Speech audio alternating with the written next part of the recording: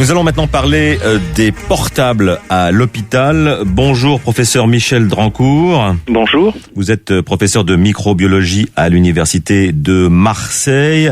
Vous êtes l'invité d'RTL Midi car il y a une étude anglo-saxonne, britannique et américaine qui affirme que le téléphone portable peut être une voie importante de diffusion des infections nosocomiales dans les hôpitaux et ces travaux confirment vos propres observations. Oui, nous avons fait un travail plus modeste que celui qui a été publié, mais qui va exactement dans le même sens et qui montre qu'effectivement les téléphones portables, ceux du personnel ou ceux de patients, peuvent être contaminés avec des bactéries ou des virus qui peuvent eux-mêmes être responsables d'infections ensuite chez les patients, que l'on appelle des infections nosocomiales. Alors pourquoi le portable justement ? Parce que c'est un objet qui va partout, qui va à l'extérieur, qui revient, voilà, c'est ça. Hein ? Tout à fait, puis c'est un objet relativement nouveau tout de même dans les hôpitaux. C'est un objet qui en pratique n'existait pas quasiment il y a une dizaine d'années par exemple dans les hôpitaux ou dans les cliniques et c'est un sujet qui n'avait pas été véritablement étudié jusqu'à présent. D'autres objets inanimés dans les hôpitaux avaient fait l'objet de recherches de même nature, mais pas le téléphone portable jusqu'à présent. D'autres objets comme par exemple les appareils de prise de tension, les thermomètres, ces choses-là. Hein. Voilà, on est entouré, lorsqu'on est patient hospitalisé dans une clinique ou dans un hôpital, on est entouré par tout un tas d'objets, ceux que vous venez de citer, puis il y a des objets un petit peu plus distants, les ordinateurs par exemple, les claviers d'ordinateurs ont beaucoup été étudiés, sont porteurs, sans surprise, je dirais, de microbes, voire de virus.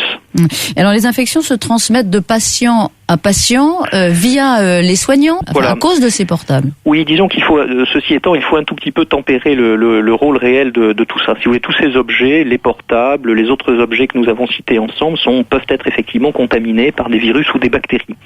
Mais ensuite, il faut que le virus ou la bactérie passe du portable vers le patient pour donner une infection au patient. Et en réalité, le passage là se fait beaucoup par les mains du personnel, les mains des médecins, des infirmières, des autres personnels qui vont prendre en charge le patient. Des mains qui ne sont pas désinfectées, des mains qui ne sont pas lavées entre chaque opération, chaque acte.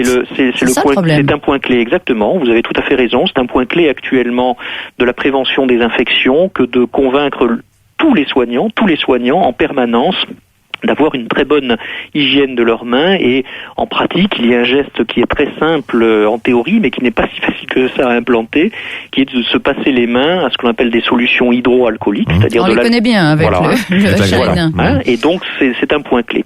Et donc vous voyez bien que en réalité, la bactérie staphylocoque par exemple qui peut être trouvée sur un téléphone portable, pour que cette bactérie ensuite soit responsable d'une infection chez un patient, il faut qu'elle soit en contact avec le patient et qu'en pratique la seule façon, bien entendu, c'est que les mains qui ont touché le téléphone portable ensuite touchent directement le patient sans hygiène. Donc le point clé, c'est le passage par les mains du personnel et donc l'hygiène des mains du personnel. On tombe un peu de sa chaise parce qu'on pensait quand même que c'était fait systématiquement, après un coup de fil au portable, et avant d'examiner un patient, on devrait se laver les mains. Vous avez tout à fait raison. Alors, pour être vraiment précis, ça semble un détail, mais ça ne l'est pas. Plutôt que laver à proprement parler, il y a une façon vraie. Laver, ça laisse supposer en gros de l'eau et du savon schématiquement. En réalité, il y a quelque chose de beaucoup plus simple et plus rapide que ça, qui est de se frotter les mains avec ces fameuses solutions hydroalcooliques. Et donc vous avez raison, il faut que ça soit fait comme ça. Malheureusement, ce geste qui est pourtant très simple, très rapide, facile, puisque maintenant, je dirais, toutes les cliniques, tous les hôpitaux sont équipés de solutions hydroalcooliques, et bien malheureusement, n'est pas fait dans 100% des cas comme cela devrait. Il reste des brèches, et c'est à ce moment-là que le virus ou la bactérie peut passer du téléphone portable, ou bien d'autres objets inanimés d'ailleurs, vers le patient. Professeur, donc si je comprends bien, vous ne mettez pas en cause directement et uniquement le portable, ce sont les pratiques que vous mettez en cause.